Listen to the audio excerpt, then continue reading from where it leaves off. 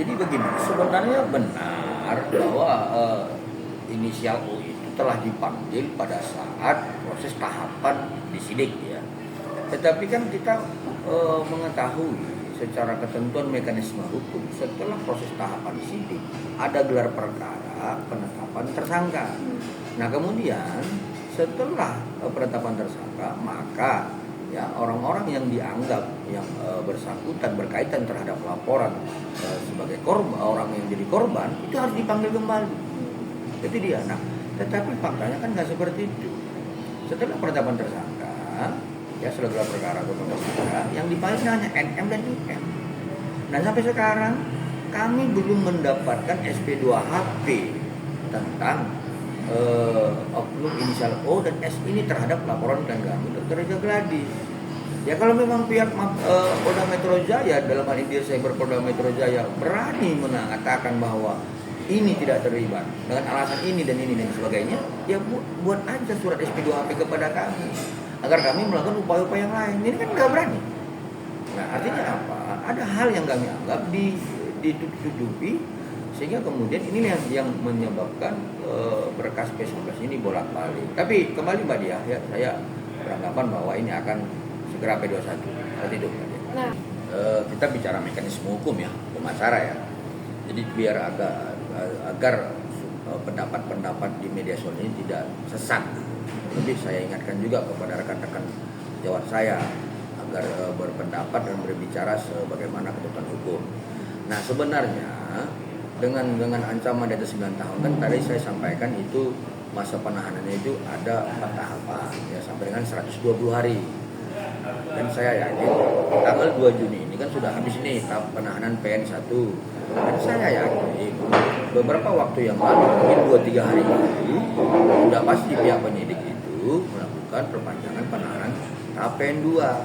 Ya, dan kemudian kalaupun nanti tetap berkas ini masih dianggap lengkap, ya saya yakin dan percaya PN2 itu diajukan penahanan sampai dengan tanggal 2 Juli.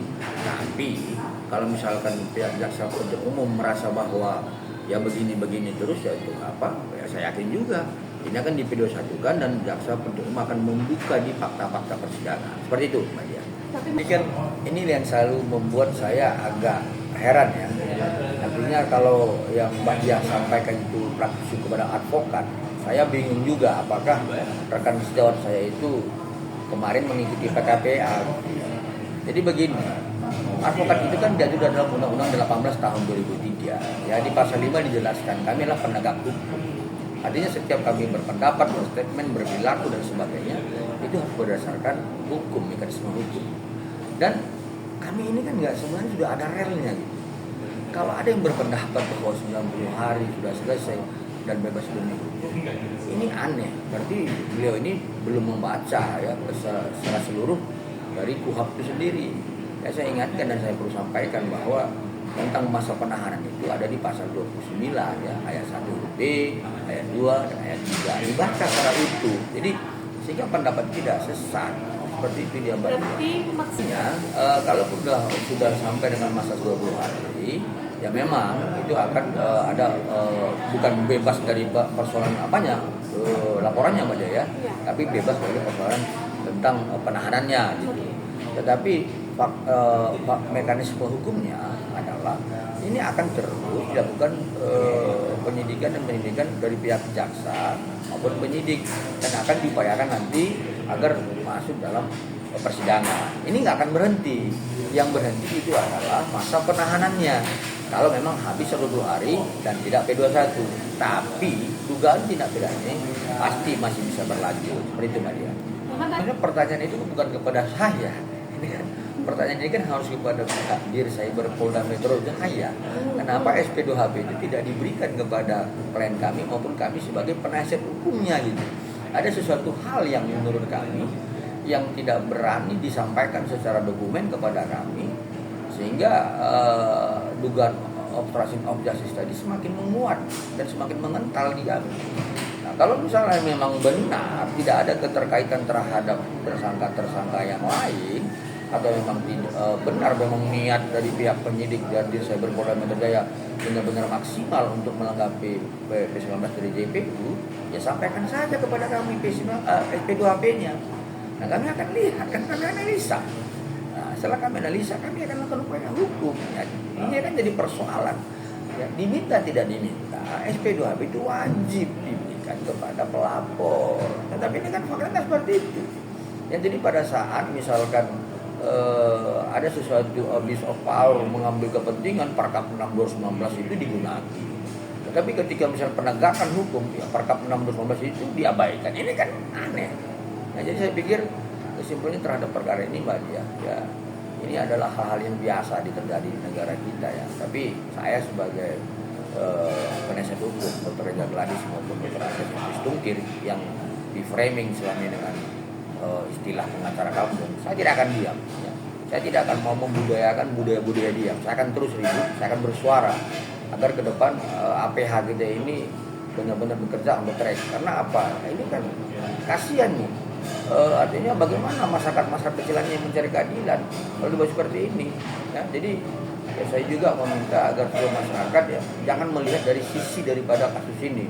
Ya terlepas saudara-saudara masyarakat Indonesia ini ada di pihak mana, tetapi yang saya perjuangkan adalah bagaimana agar penegak hukum kita ini tidak senang-senang dalam melaksanakan tugasnya. Seperti itu, Mbak Dia.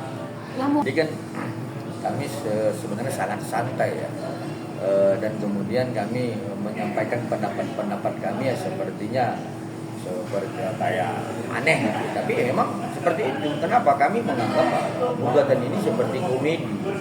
Kenapa? Gugatan wan prestasi, ya objek hukumnya siapa dan bagaimana. Dan kalau kita melihat dari normatif hukumnya itu kan jelas diatur dalam 1230 KUH Perdata, 1238 KUH Perdata. Kemudian terhadap wan prestasi ini pertama harus ada perjanjian, yaitu anggaplah itu perjanjian atau tulisan. Tapi kalau berbicara soal perjanjian tulisan itu contohnya ada akta autentik ya. Nah, misalkan tentang soal ada akta autentik yang dibuat oleh seorang notaris. Ya notaris turut tergugat, ini biasa. Nah tapi ini kan nggak seperti itu. Ini tidak ada akta autentik turut tergugat Kapolri dan Kejagung. Nah kami kalau misalkan adalah kita benarkanlah akta autentik itu ada, berarti turut tergugat adalah Kapolri dan Kejagung. Nah, seperti itu. Tapi kan ada menjadi alat bukti itu mungkin ke depan adalah rekaman yang beredar di media sosial. Ini kan aneh juga. Nah itu pertama kami ngambil. Nah yang kedua, wan prestasi itu ada tahapannya, itu pembuktian formil, Mbak Dia. Ya, salah satunya adalah ketika ini jadi wan prestasi, tahapan yang harus dilakukan adalah adanya somasi terhadap klien kami. Ini kan nggak ada. Nah jadi ya sehingga kami menganggap ini gugatan komedi. Jadi kalau misalkan dipertanyakan kepada kami tentang 100 miliar, ya kami wajar dong menanggapi dengan komedi. Biar aja nanti Bapak Kapolri dan Pak dari Kejagung membayar 50 miliar dari Kapolri, 50 miliar dari Kejagung. Kenapa? Karena kalau ketika gugatan komedi ini dikabulkan, maka hasilnya harus putusannya komedi juga. Seperti itu, Mbak Dia.